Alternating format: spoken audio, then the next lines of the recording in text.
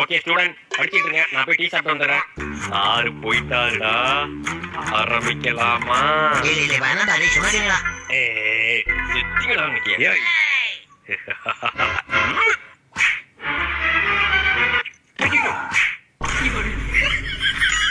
ஏய் கருப்பான மத்தனை வெள்ளையாக்கிட்டீங்கடா, உங்களை நீ சும்மா விட மாட்டா.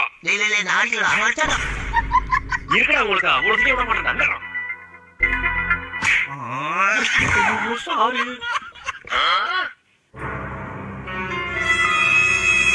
யார் அடிச்சது? சொல்லாத.